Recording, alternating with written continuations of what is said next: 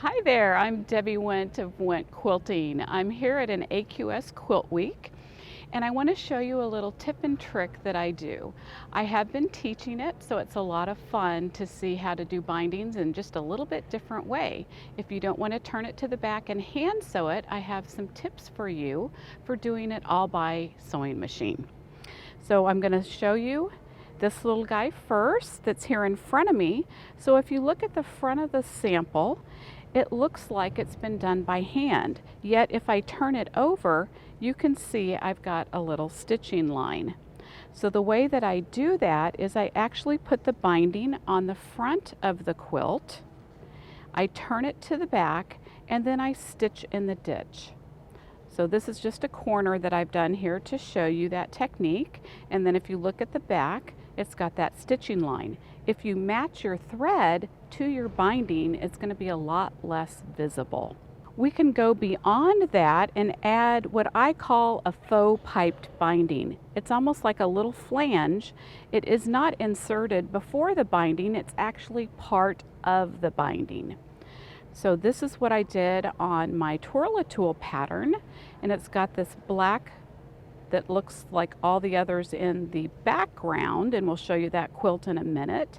And then it has this little flange. So the way that we do that one, I will bump down here to this sample, is we're actually going to put that in the binding. So I have the binding cut at 1 1/4 inches. I have the little faux piping or little flange cut at 1 3/4. And then when I press that in half, you can see that's where that little flange pops up. When we add it to the quilt, we're going to add it in reverse of what I just told you for the original binding where I turn it to the back. We actually put it to the back of the quilt. Get the right sample here to show you. We're adding this to the back of the quilt. Then when we turn it over to the front, we're going to stitch in the ditch right along the flange. I have that done on this side. So you can see there's the front, there's the little flange, and what I have on the back is one single line. It actually just looks like a quilting line, so it's not going to take away from any of your quilting, but it adds a great little pop of color to the edge of your quilt. Couple more samples. Let me move this out and another in. I showed you this one where we've got the black. If you want a teeny tiny project and you don't want a huge flange, you can actually do it less. So on this one, the flange part, instead of being a 1/2 inch difference, is only a 1/4 inch difference, and then it finishes just that little bitty 1/8 of an inch flange, or what I call a faux piped binding. Here is what we did in class. It's a little composition book cover.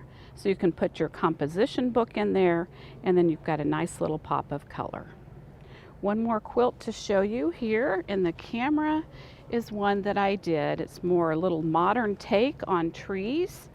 And then if you look here at the edge, I added some of that green just to pull the tree color out here to the edge. Gives it a nice finish for something a little bit different, and it's all done by machine. Thank you for watching, and we'll see you at the next Quilt Week. Be sure to come visit me in my booth, Wendt Quilting, and enjoy.